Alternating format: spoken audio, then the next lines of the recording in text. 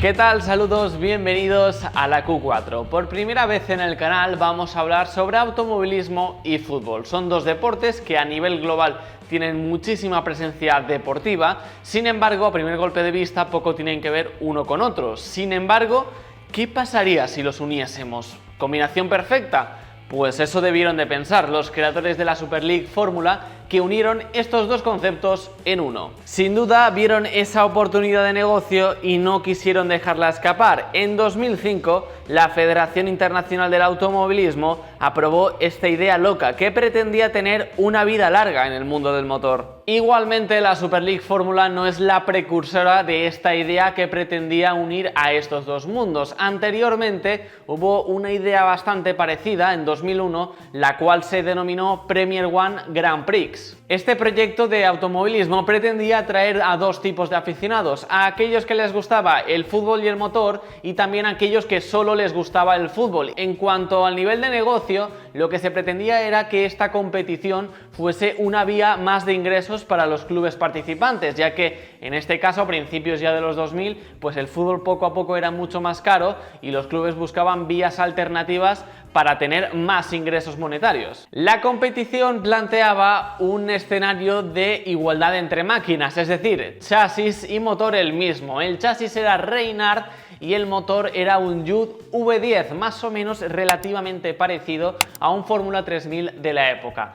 ¿Qué clubes presentaron ese interés en incorporarse a esta nueva competición que mezclaba estos dos mundos? Paso a leeros la lista. En este caso encontramos, por ejemplo, al Anderlecht, también al Benfica, al Chelsea, al Feyenoord, también al Leeds United y también al Olympique de Lyon. Y en cuanto a equipos españoles, el Valencia Club de Fútbol fue el pionero en este sentido. Real Madrid y Barcelona también tantearon ese posible negocio, como otros clubes de Europa. Que los clubes de fútbol dejasen de ser eso, clubes de fútbol, y también pasasen a ese mundo del automovilismo, es decir, que esos clubes de fútbol pasasen a ser nuevos equipos de automovilismo, pues es y era una idea bastante rompedora, que rompía bastantes esquemas y no se terminó de visualizar en esa temporada 2001 o 2002 o 2003. Por tanto, después de posponerla bastante, finalmente murió esta competición por falta de apoyo. Sin embargo, Robin Webb, que fue uno de los que estuvo involucrado en el proyecto de Premier One Grand Prix, sí que quiso pues llevar la idea en otro momento temporal. No quería rendirse porque le parecía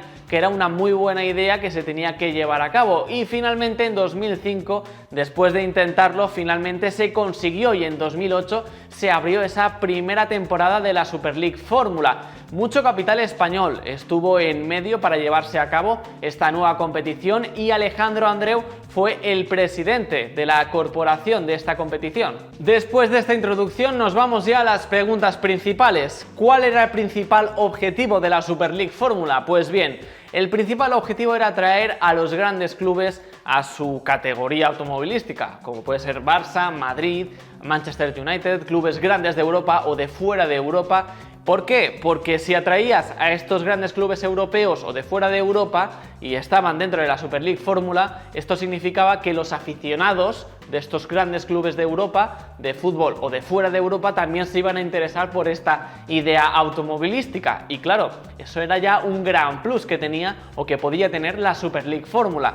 Pero claro, no es tan fácil atraer a estos grandes clubes de fútbol y ya empezaron las primeras tiranteces en el proyecto, porque no era fácil atraer a estos grandes mastodontes del mundo deportivo del fútbol. Aún así, grandes equipos europeos como Liverpool, Milán, Borussia Dortmund, Atlético Sevilla, suramericanos como Corinthians o Flamengo, o también asiáticos, se aventuraron en este arranque. Más preguntas. ¿La Super League Fórmula era comparable a la Fórmula 1 solo por llevar ese plus del fútbol? ¿A qué era comparable realmente, en este caso, esta nueva competición de la Super League Fórmula? Vamos a centrarnos un poquito en el debate. No, no era comparable, ni muchísimo menos a la Fórmula 1, a pesar de que llevaba obviamente ese plus del fútbol, más que nada porque este monoplaza, que era muy potente, sí que es cierto, y que tenía una gran presencia en pista, era más comparable a un World Series Renault de la época, era 10-12 segundos más lento que en este caso un coche de Fórmula 1. No tenía ni muchísimo menos tampoco ese glamour todavía que se tiene actualmente por tantos años de trayectoria del Gran Circo. Igualmente, aunque no era lo mismo por causas más que evidentes que saltan a la vista, sí que atraía muchísimo a los pilotos, incluso a expilotos de Fórmula 1 como Robert Dornbos, Antonio Pizzonia, Giorgio Pantano o Sebastián Bourdais, que incluso no eran solo los veteranos los que estaban en esta competición, sino también estaban pues aquellos jóvenes que querían labrarse un futuro dentro del mundo del automovilismo. ¿Cómo era este monoplaza? Pues bien, el grupo Panoz fue quien creó el monoplaza para la Super League Fórmula. Era un monoplaza bastante potente, un motor V12 equipaba 750 caballos de potencia, su sonido era estremecedor, era un monoplaza pesado, eso sí, unos 750 kilos y también tenía una caja de cambios de 6 velocidades. Otra de sus grandes curiosidades era el formato de carrera. Es cierto que la primera temporada pues este formato era bastante estándar en comparación a otras ediciones automovilísticas europeas o del mundo, sin embargo con el paso del tiempo pues este fue cambiando y se futbolizó y vamos a contar cómo era ese formato de carrera tan particular, tan Champions League. La clasificación se dividía en un formato parecido, como hemos dicho, al de la Champions League, fase de grupos, cuartos, semifinales y final. Los mejores tiempos iban progresando ronda a ronda y así se marcaba la clasificación de la primera carrera. Ya para la segunda, parrilla totalmente invertida respecto a los resultados de la primera. Y finalmente se disputaba una tercera carrera, la cual era considerada una superfinal, que enfrentaba a los 6 mejores de ese fin de semana para decidir el ganador final.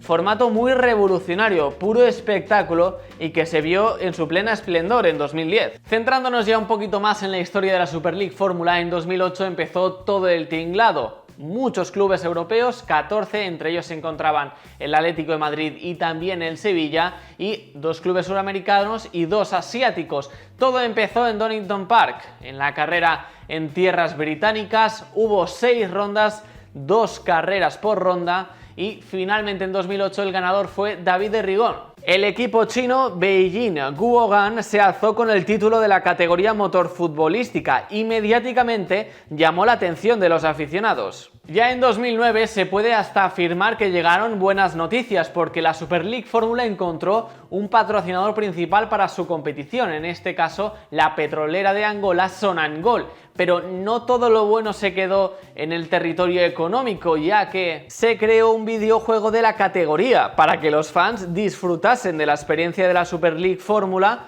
pero en modo virtual. En lo deportivo, el español Adrián Vallés con el Liverpool ganó la segunda edición de la competición. En el tercer año de la categoría, en 2010, la Super League Fórmula tuvo un pequeño cambio en su formato y todo no volvió a ser igual.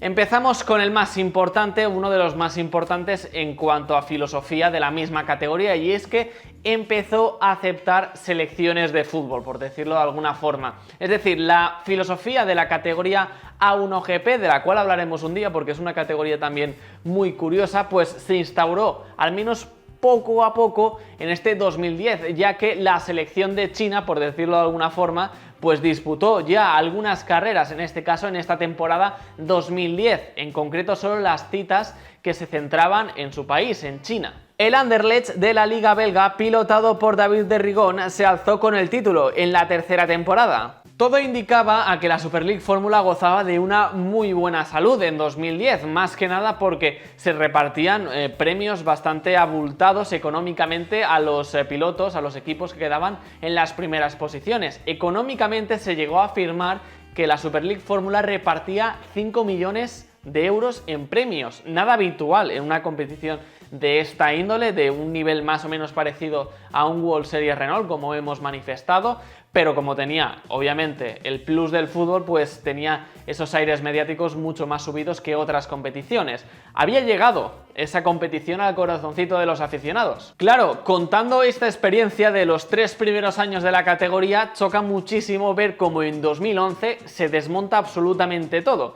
Ya empezó a fraguarse esta decadencia a finales de 2010, sobre todo porque la competición empezaba a no recibir el mismo respaldo económico. La compañía que llevaba la competición se rebautizó de Super League Formula SA a Global Reach SA y según elexpansión.com, los porcentajes en el accionariado cambiaron, ya que un fondo luxemburgués y comercial Cueto 92 se hicieron con todo el tinglado. Robin Webb continuó estando como cabeza visible del proyecto, pero todos los miembros que formaban parte de este conglomerado empresarial, que era sobre todo español, pues se fueron todos al 100%, incluido el presidente de la Super League Fórmula, Alejandro Andreu. Según el portal eltemps.cat, Global Reach SA desapareció finalmente en 2018, dejando una deuda con la agencia tributaria española de más de 1 millón de euros. Además, como también afirma el portal de habla catalana, esta empresa está siendo acusada de blanqueo de capitales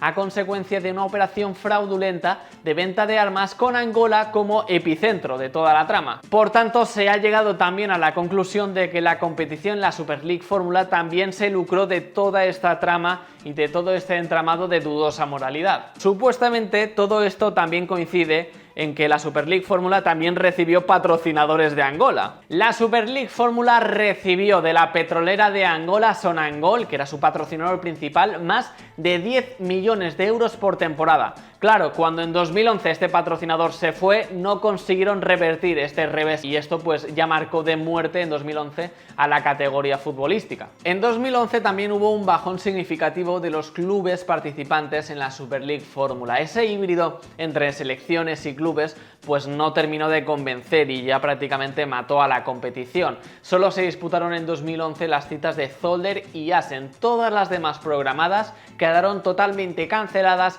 sin previo aviso. Seguramente la crisis económica a nivel global, que también afectó al mundo de la competición del automóvil, pues hizo que estas categorías más alternativas no tuviesen más tiempo de vida. Más tarde, la categoría incluso anunció que querían resurgir en los próximos meses con un nuevo monoplaza.